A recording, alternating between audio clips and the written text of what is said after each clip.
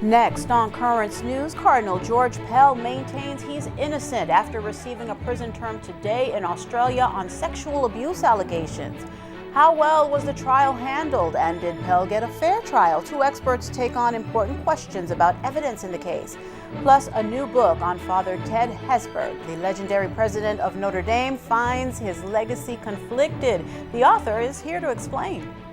After hours of hard work and research, Catholic high school students on Long Island are receiving a prestigious honor, having the opportunity to present their research at an international conference. I'm Tim Harfman, and that story is coming up.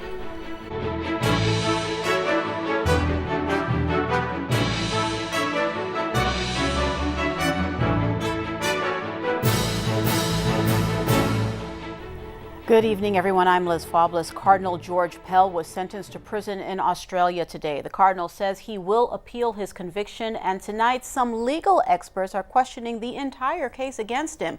We begin with Currents News' Emily Drewby for more on the sentencing. Liz, the prison term came after Cardinal Pell was tried a second time on charges of sexual abuse against a minor. The first trial ended in a hung jury. Cardinal Pell insists he is innocent and will appeal the conviction.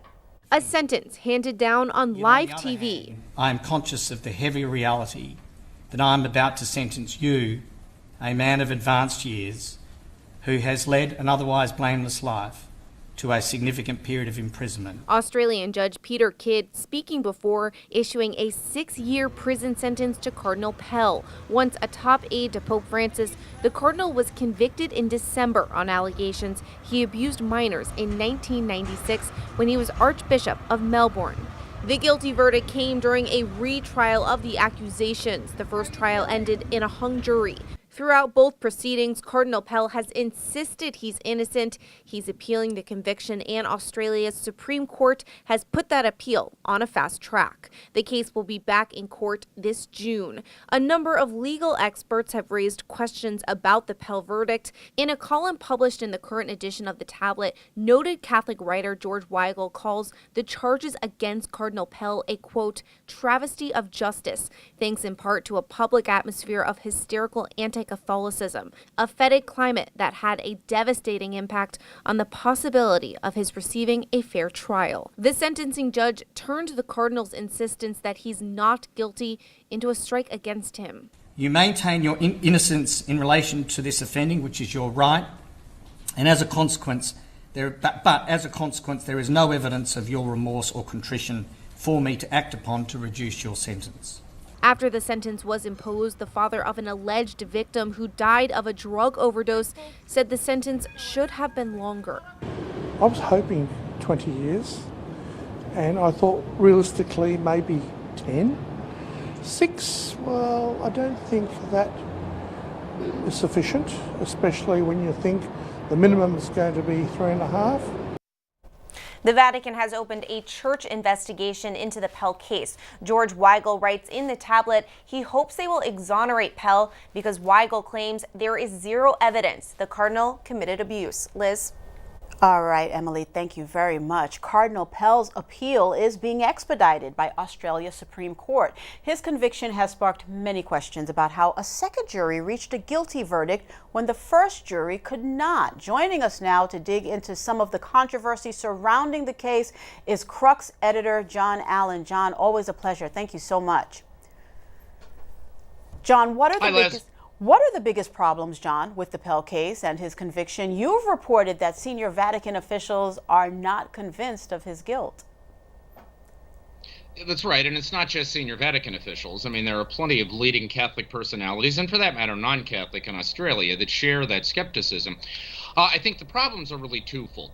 One has to do with the evidence that was presented at trial. To believe that George Pell was guilty of sexually abusing these two altar boys in the 1990s in the cathedral in Melbourne, you would have to believe that a fully vested archbishop at the end of the main Sunday Mass, and it's a very busy cathedral in downtown Melbourne, split off from the final procession of the Mass on his own, unaccompanied by any aides, which essentially never happens, found the sacristy completely empty, except for these altar boys, which also essentially never happens, and was able to perform a sexual act while fully vested, wearing an alb, a cincture, and a stole, which, if you know anything about those vestments, is just kind of implausible. And so that certainly has given rise to some doubt. In addition, there's also the question of just the climate of public opinion in Australia. Even Justice Peter Kidd, who sentenced Cardinal Pell to his 6 years in prison, referred to what he called a witch hunt or lynch mob mentality surrounding this case. A lot of people believe that created an environment in which it was very difficult for Cardinal Pell to get a fair trial. I'm quite confident, Liz, these are the sorts of issues that his legal team will be raising during that June 5th and 6th appeal hearing.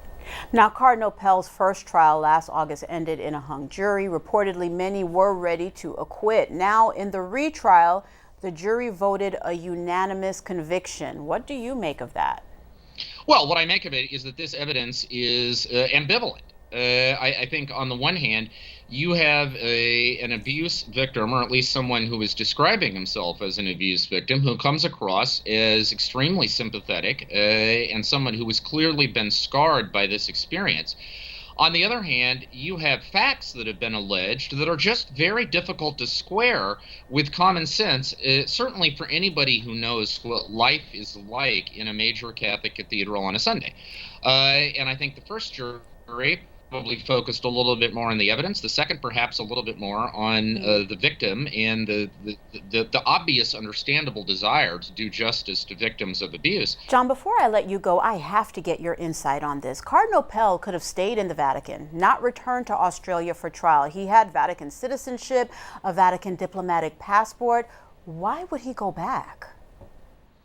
Well, first of all, this wasn't just Cardinal Pell. I mean, for instance, Cardinal Philippe Barbarin, who was recently sentenced to a suspended jail term in France for covering up a charge of sexual abuse, could also have invoked diplomatic immunity. I think in both cases, Cardinal Pell and Cardinal Barbarin did not do that for two reasons. One, it is not consistent with the new policy of the Catholic Church in the wake of the clerical abuse scandals that the Church is supposed to be cooperating with civil authorities in the countries where these offenses take place. The other is that I think both Cardinal Pell and Cardinal Barbarin are profoundly convinced that they are innocent and wanted to have the opportunity to clear their names. Both are appealing their convictions, and so, Liz, in both cases, I would say the last word on these sagas has not yet been spoken. John Allen, perfect last word from you. Thank you so much. Always a pleasure. You're welcome. The worldwide sexual abuse scandal is the biggest challenge facing Pope Francis today, and today also marks the 6th anniversary of his pontificate. 6 years that have been filled with historic firsts. Melissa Butts is standing by at the Vatican with more. 6 years ago today, Pope Francis became the first pontiff to take St. Francis's name, the only Jesuit and the very first one from Latin America. This white smoke signified a historic moment for the Catholic Church. The current Vatican spokesperson gives his first impressions on that day. From 6 years ago, the first impression that came to me is amazement, surprise. This surprise was seen and continues by Pope Francis's unexpected messages and gestures.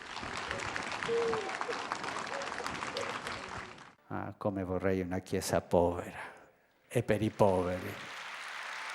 In addition to caring for the poor is his passion for welcoming refugees. After visiting a refugee camp in Greece, he brought several Muslim families with him to Rome. Pope Francis has carried out reforms, both in the Curia and in ages-old mentalities. He's encouraged Christian initiatives to solve issues such as youth church involvement and care of the environment. However, the main challenge for him has been the church's sexual abuse crisis. His commitment for peace, for dialogue, and especially his commitment to confront the scourge, the terrible scourge of abuse on minors. And I think that this is an example for every one of us. With all this, he hasn't slowed down in his travels, with upcoming trips to Morocco, Macedonia, Bulgaria, Romania, and perhaps Japan this year alone. Pope Francis had predicted a short pontificate, but when compared to Urban VII, who was Pope for 13 days, and Pius IX, who had 31 years, 6 years seems about pretty average for now. At the Vatican, Melissa Butts, Currents News. Back to you in New York, Liz. Thank you, Melissa. President Trump ordering Boeing 737 planes grounded in the United States.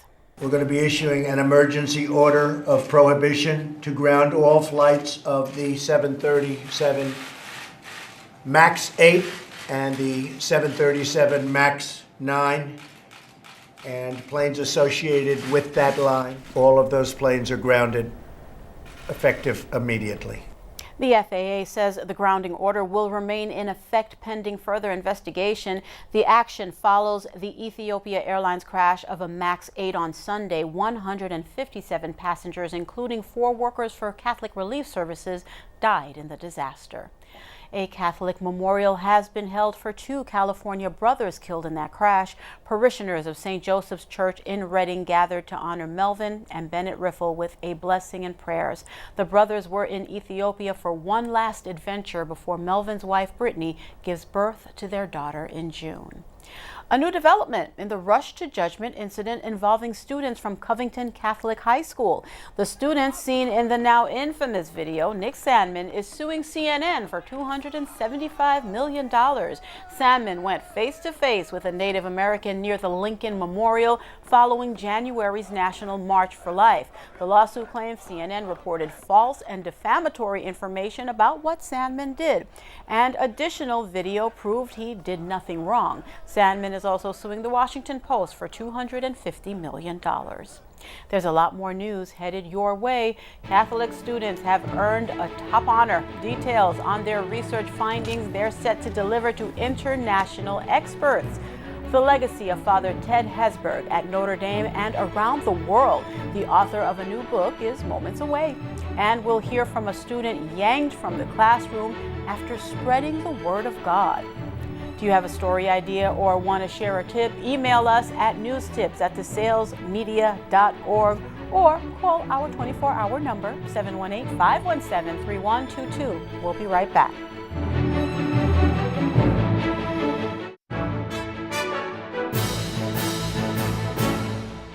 A new example tonight of the excellence found in Catholic education. High school students on Long Island will soon deliver research results to a panel of international experts. They'll be standing shoulder to shoulder with professors and college grads. Currents News' Tim Harfman has their story.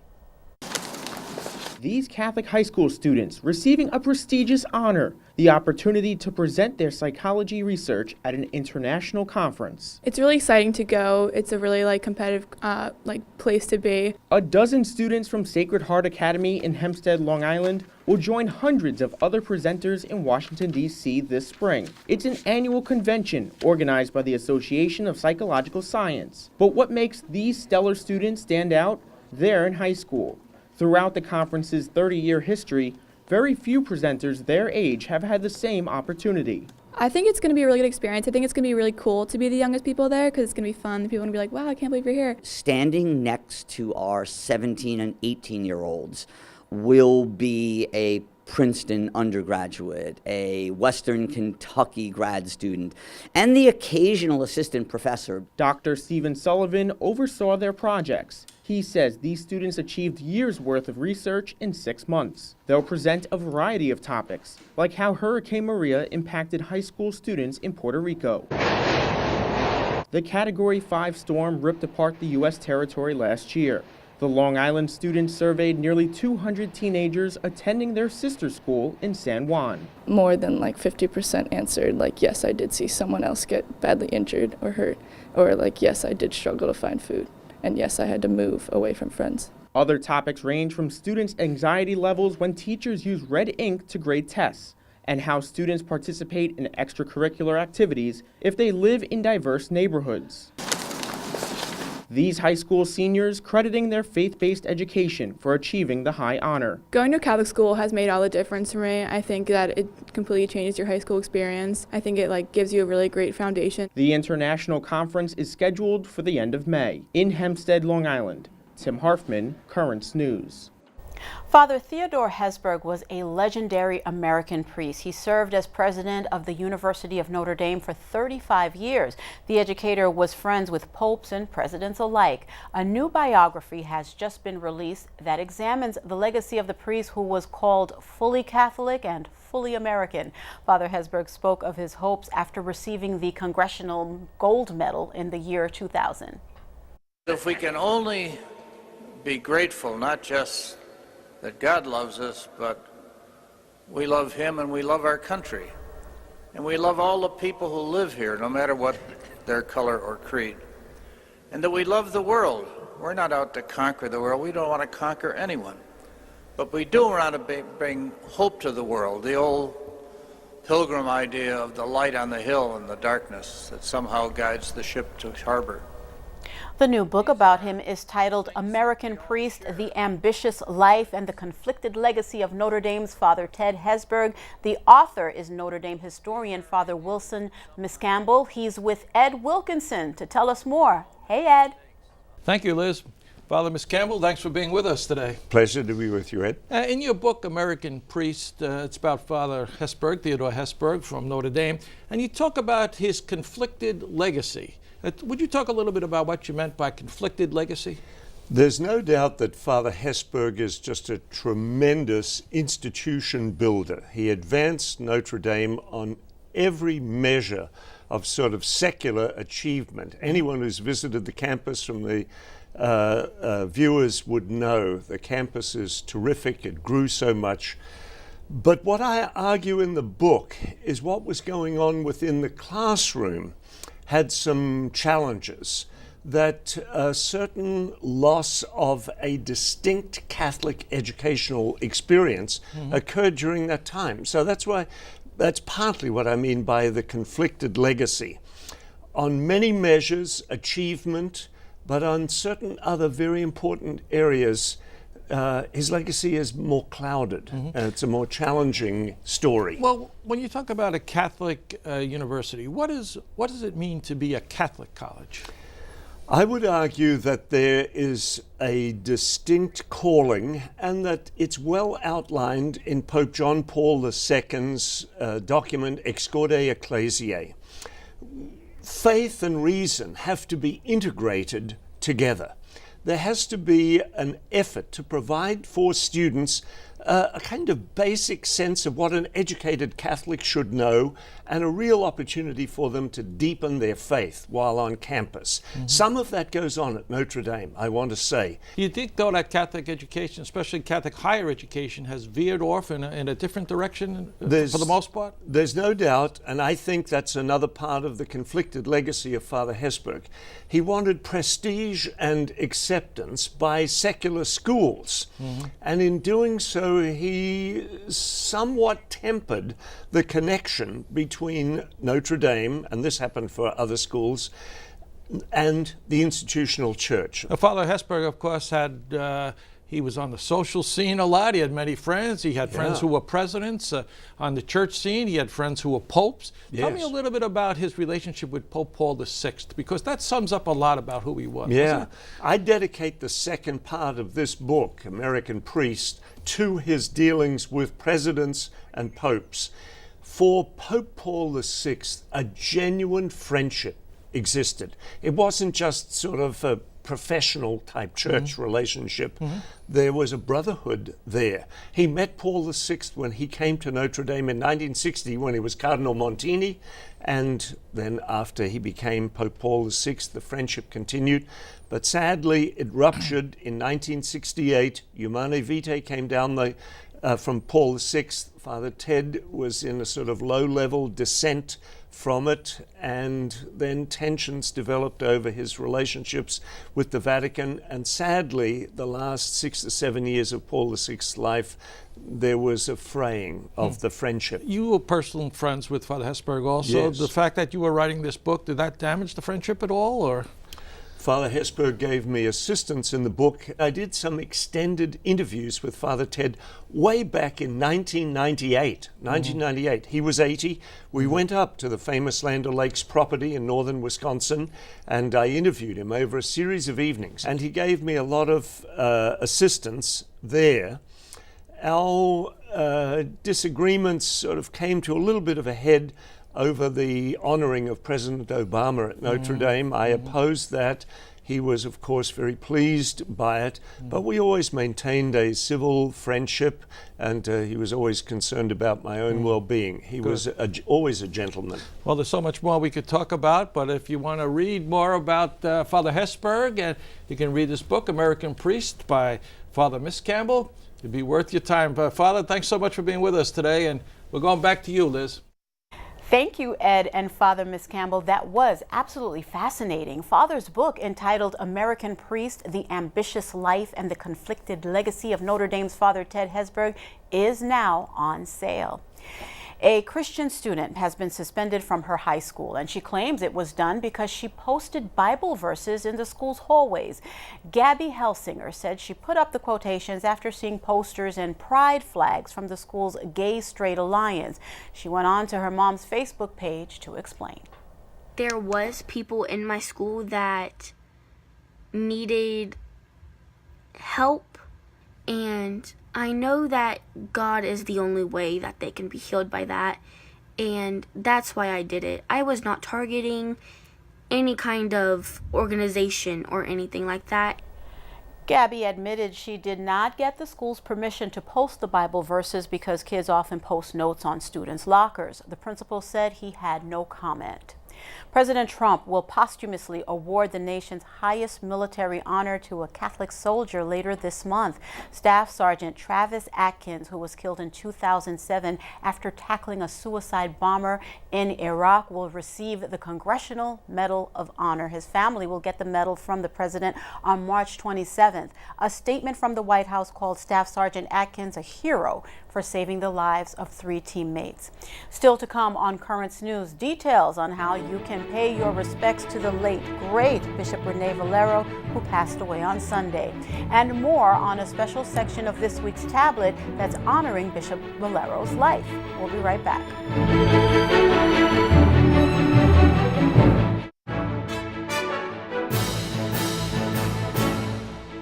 The wake and funeral arrangements for retired Brooklyn Auxiliary Bishop Rene Valero have been finalized. He returned to the Lord on Sunday. The wake will be held in 2 locations. On Monday at the Immaculate Conception Center in Douglaston from 2 to 5 p.m. and from 7 to 9. On Tuesday, Catholics will be able to offer final farewells at Blessed Sacrament Church in Jackson Heights from 2 to 5 p.m. A vigil mass will be celebrated at Blessed Sacrament on Tuesday at 7:30. A mass of Christian burial will be celebrated at Immaculate Conception Center next Wednesday, March 20th at 10:30 a.m. You can read more about Bishop Valero's life in this week's edition of the Tablet. There's a special pull-out section of the newspaper where the diocese remembers Bishop Valero's lasting legacy and his work with Catholic Charities, the Catholic Migration Office, and the Hispanic Ministry, along with a gallery of wonderful photographs. The tablet is available now in churches and the mailboxes of subscribers. Your support for the tablet is needed to ensure that Catholic journalism will thrive well into the future. If you subscribe to the tablet, you'll save up to 55%. Go to the website, thetablet.org/home55, or you can call 877-883-8356. That is Currents News. I'm Liz Faublas. Thank you for joining us because we are putting your faith in the news. Hope to see you again next time.